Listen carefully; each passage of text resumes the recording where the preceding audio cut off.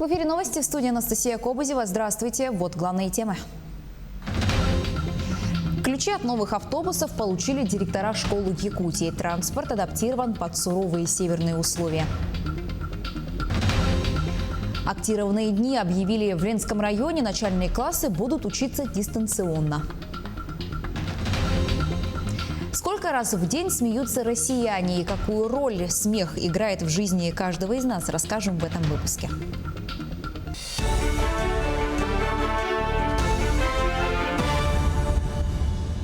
Глава Якутии Айсен Николаев вручил ключи от новых автобусов директорам школ. Всего выделено 70 автобусов на общую сумму более 125 миллионов рублей. Регион получил 51 «Газель» вместимостью от 10 до 12 мест и 19 автобусов ПАС. Транспорт адаптирован под суровые северные условия. К этой минуте ключи от автобусов получили директора школ Горного, Мегино-Кангаласского, Намского и Хангаласского районов, а также кадетская школа Якутска. Еще одно радостное событие. Ключи от новых квартир накануне получили жители села Намцы в рамках программы переселения граждан из аварийного жилья. В событии принял участие глава региона Айсен Николаев. По сообщению администрации Наслега, сейчас в Намцах аварийными признаны 38 жилых домов. Подробности в материале Юрия Осипова. Данил Иннокентьевич получает ключи от новой квартиры. Еще с 90-х они с семьей жили в доме 60-х годов постройки. Он рассказывает, что несколько раз здание затапливало во время паводка. А в 2014 году дом признали аварийным. Ждали новый дом, считай, около 20 лет. И, наконец, наступил тот радостный день, когда мы получаем ключи от новой квартиры. Отдельная, туалет, бойлер, можно, хоть когда горячая, теплая вода, все благоустроенное, полностью благоустроенное, с балконом. Еще одна счастливая обладательница новой квартиры Лена Васильевна узнала об этом в 2018 году, когда ей позвонили из наследной администрации. Говорит, что те эмоции сложно передать словами, так как ждали этого очень долго. Такой, знаете, радостный самый момент, когда люди действительно не то что обретают действительно надежду. Надежду на новое жилье, на новое комфортабельное жилье, как говорится, на новые хорошие жилищные условия. По сообщению местной администрации, в 2013-2017 годах по региональной программе переселения граждан из аварийного жилья в селе Намцы были расселены 4 ветхих дома и построены 6 каменных. Сегодня здесь завершили строительство еще 3 многоквартирок. С нами работают, уже сколько? Уже 10-й каменный дом будет, это с 2013 года начиная. Еще такие дома до 25 года. Весь этот квартал, Октябрьская, Ленина, они будут, все каменные дома будут, застроены. Подарок новоселам застройщик установил в каждой квартире кухонный гарнитур, печки и прихожие. Все квартиры полностью сделаны под ключ. Это отметил и глава региона Айсен Николаев. Очень интересное новшество. И в целом еще раз хочу сказать, что это новый стандарт для строительства многоквартирных домов у нас на селе. Уверен, что дома, которые строятся не только в рамках расселения жителей из аварийного жилья, но и в рамках других государственных программ у нас в сельской местности должны быть высокого качества, ничем не уступать городским квартирам. И как раз в Намцах такой проект удалось реализовать. И хорошо, что и район, и поселковая администрация, и подрядчики не собираются останавливаться. Сейчас уже идет речь о дальнейшем расширении, будет большая квартальная застройка. На сегодняшний день в селе Намцы 38 аварийных жилых домов. В них проживают около 1500 человек. По информации администрации Наслега, все они должны быть расселены уже к 2025 году. Юрий Осипов, Георгий Григорьев, Намский улус. В целом же по Якутии из ветхого и аварийного жилья в наступившем году переселят граждан Порядка 12 тысяч граждан. Об этом сообщил министр строительства республики Павел Кылычанов во время прямого эфира в социальных сетях. Расселение будет идти путем строительства жилья. Порядка 70 многоквартирных домов строятся по всей республике. Другой половине будет выплачена компенсация. Отметим, что Якутия является одним из лидеров в стране по переселению граждан из ветхого и аварийного жилья. За прошлый год почти 4,5 тысяч якутян получили новые квартиры по госпрограмме. По последним данным по коронавирусу в Якутии от оперативного штаба. Еще 140 человек заболели COVID-19 в регионе. Выявленных случаев меньше, чем днем ранее. В столице 45 заболевших, в Мирницком районе 25, в Алданском районе выявили 23 новых случая, в Нерюнгринском районе 11. От 1 до 8 случаев заражения зафиксировали еще в 13 районах республики. За сутки лаборатории провели свыше 2400 исследований на коронавирус. В Алекминском районе готовятся к вакцинации населения. В ближайшее время поступит первая партия препарата. Это 500 доз. Елена Фаст с подробностями. На этот день ситуацию по новой коронавирусной инфекции можно назвать стабильной. Тем не менее, все заинтересованные службы и предприятия не ослабляют контроль. Сегодняшний день в Алекминском районе за весь период пандемии зафиксировано 463 положительных анализов на новую коронавирусную инфекцию. На сегодняшний день у нас 432 выздоровевших. В ковид-госпитале у нас находится 6 человек, остальные на амбулаторном лечении. Прошлогодний очаг в ПНДИ полностью ликвидирован. Учреждение работает в штатном режиме с учетом необходимых требований. В отдаленных наследах ведется постоянный мониторинг. На этот день Алекминский район готовится к вакцинации. В ближайшее время поступит первая партия в количестве 500 единиц. Работа по тем группам гражданам, которые будут проводить, в отношении которых будет проводиться данная вакцинация, она уже в списке сформированы. Это, конечно, в первую очередь медики, учителя. В этом направлении работа уже проведена. Как только партия поступит к нам, мы сразу же приступим к вакцинации.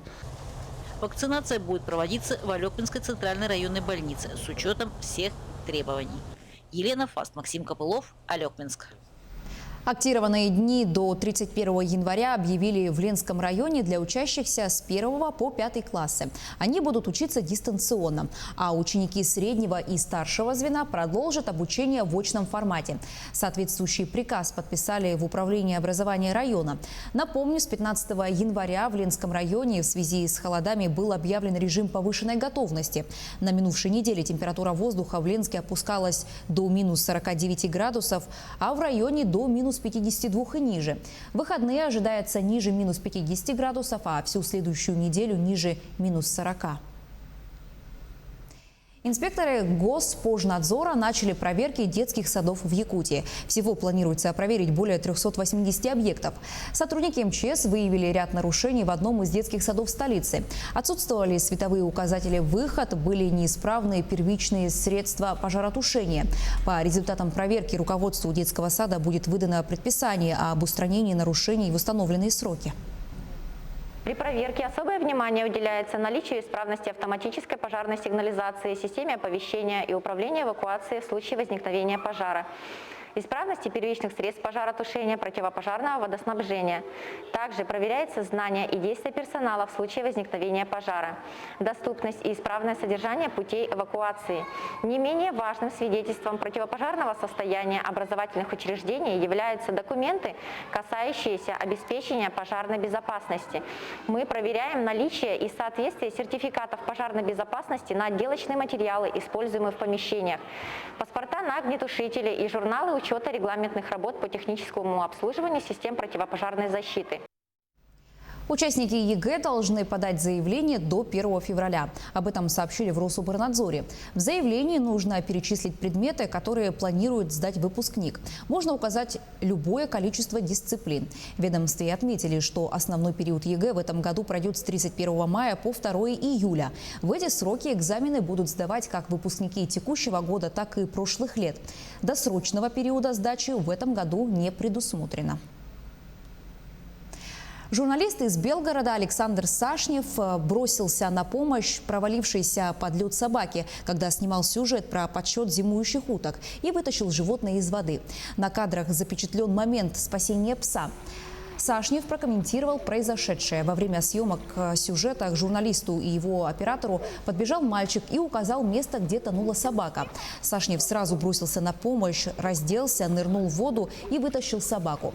Животное он отнес в автомобиль мужчины, который находился на месте в момент спасения. Оператор помог журналисту одеться, после чего мужчины быстро отправились в машину съемочной группы. Она стояла на противоположном берегу водоема. Еще около 2 часов молодому человеку пришлось греться. Тем не менее, в сети некоторые пользователи обрушились с критикой на журналиста. Сашнева обвинили в том, что съемка постановочная, так как журналист занимается моржеванием, и на нем якобы были надеты плавки. По поводу того, что там кто-то думает, что я был готов к заплыву, ребята, вы серьезно, сложно быть готовым, тем более к такому заплыву. Я был готов к нему, может быть, морально и физически, потому что да, я моржевал, я знаю, что такое холодная вода, я знал, что меня там ждет, что это будет неприятно, это будет это не те ощущения, к которым мы привыкли, да, но плавки, это не плавки, это простые трусы красного цвета, это простое хлопчатобумажное белье, как мы его называем, это не плавки. Сегодня журналист занимается поисками спасенной им собаки, которая осталась в машине незнакомца. Сашнев надеется, что когда-нибудь сможет забрать животное к себе и назвать ее Пумба. В среднем в России смеются 6-8 раз в день, в то время как мир заливается хохотом в 2 раза чаще. Какую роль смех играет в жизни каждого из нас и как правильно смеяться, знает наш СОПКОР в Москве Айсена Бурнашова. Юра Иванов – стендап-комик из Якутии. Парень прославился юмором с перчинкой и шутками о Якутии. Его выступления, пожалуй, помнит вся республика. Тогда реакция якутян была неоднозначной. Самый ходовой товар в Якутии – это билеты из Якутии, да, как бы. Собственно, вот я и здесь, да, что называется. Вообще, это же чисто техническая шутка на самом деле. Я не знаю, как на это можно обидеться, потому что, во-первых, там правда очень холодно. В принципе, я могу сказать, что у меня нет какого-то определенного образа, когда я выхожу на сцену. На сцене это я. Парень признается, на юмор обижаться, конечно, не стоит, ведь шутки на то и шутки. Между тем, индустрия смеха не стоит на месте. Так, для особо чувствительных на смену смеха от ума приходит смех от тела. Так называемая йога смеха. Смех при такой терапии, конечно же, искусственный, вызванный без причины. Дело в том, что наш мозг не различает искусственный и естественный смех. В обоих случаях вырабатывается эндорфин, гормон радости. То есть мы обманываем мозг и через тело запускаем смех. Итак, первая буква А. Она является стартером.